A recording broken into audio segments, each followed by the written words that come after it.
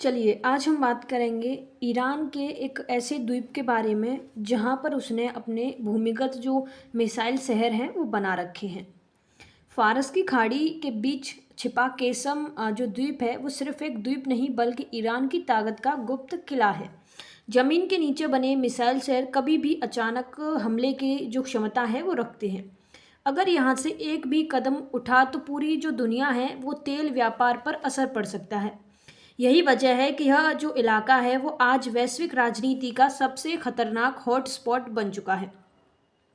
खबर देखें तो ईरान के भूमिगत मिसाइल शहर केशम द्वीप के अंदर हैं। केशम द्वीप हारबूज जलडबरू मध्य के भीतर स्थित एक भौगोलिक किला है।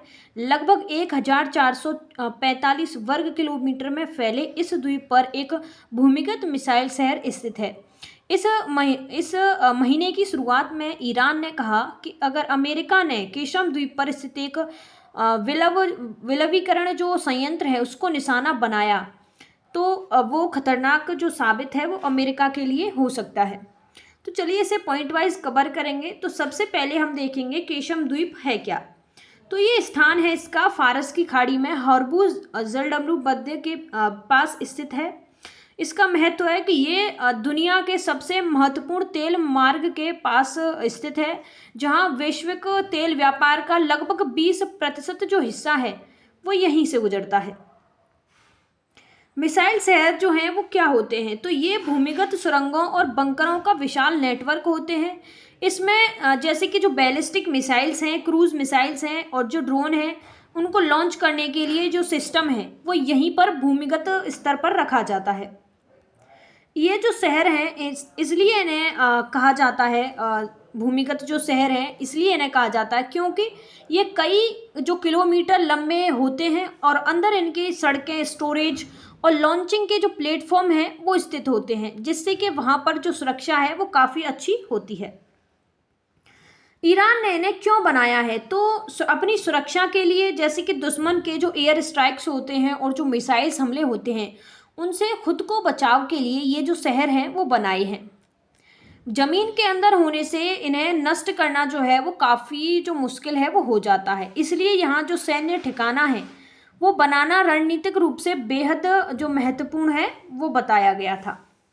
सेकंड स्ट्राइक क्षमता, जैसे कि जो अगर पहले हमला हो जाए तब भी जवाबी जो हमला है ये कर सकते हैं, यानी कि अगर इन पर जो हमला हो जाए फिर भी ये जो स्ट्राइक्स हैं, ये जो मिसाइल्स हैं वो हमले कर सकते हैं यहाँ से, भूमिगत जो सुरंग है और जो बंकर हैं वहाँ से। ये डिटरेंस का हिस्सा है। अगर अमेरिका और इजराइल के खिलाफ संतुलन की बात करें तो ईरान सीधे मुकाबले में कमज़ोर है, जैसे कि एयरफोर्स में जो ईरान है वो काफ़ी कमज़ोर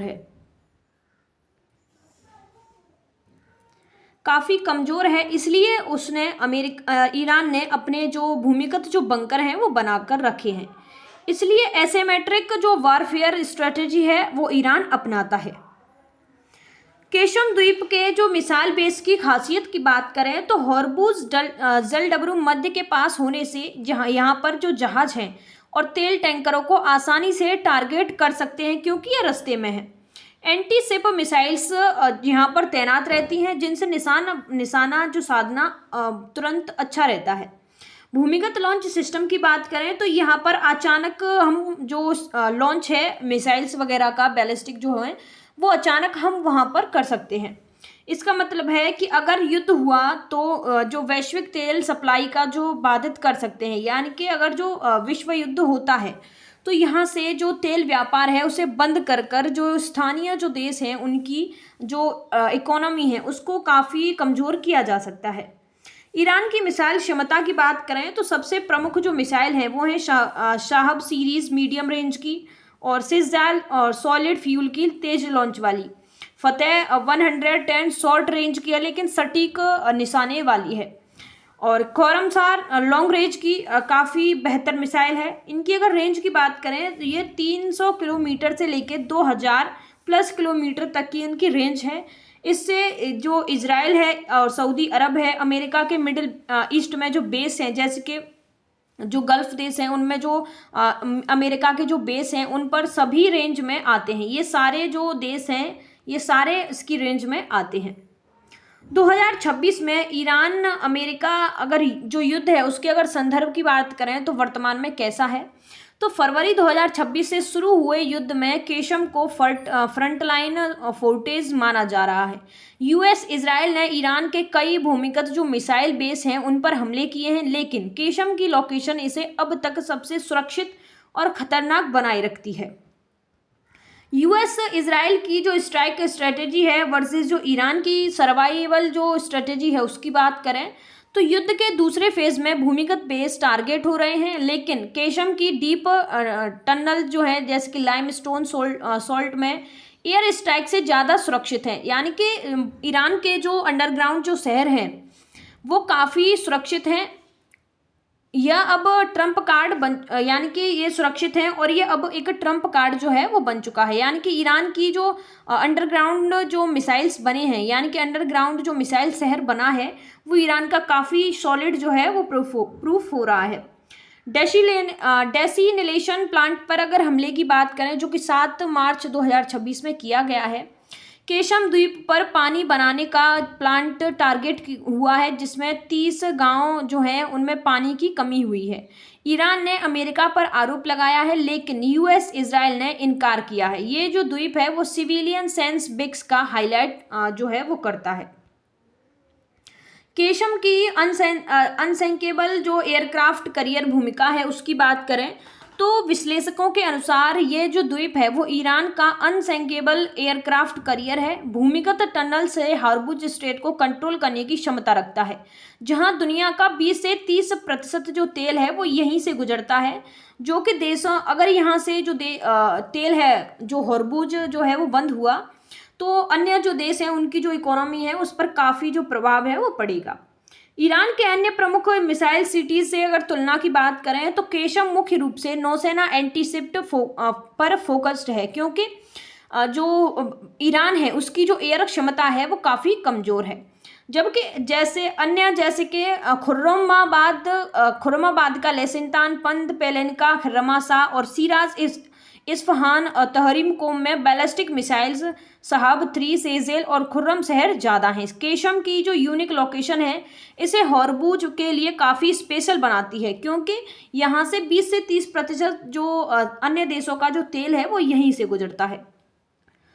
केशम द्वीप के अगर भौगोलिक जो स्थान है उसकी बात करें तो ये फारस की खाड़ी में स्थित है। हॉर्मुज जलडमरू मध्य के बिल्कुल पास स्थित है, जो किसे और सटीकता से निशाने बनाने के लिए जो है वो मजबूत करता है। ईरान की दक्षिणी तट के सामने ये जो केशम जो द्वीप है वो स्थित है।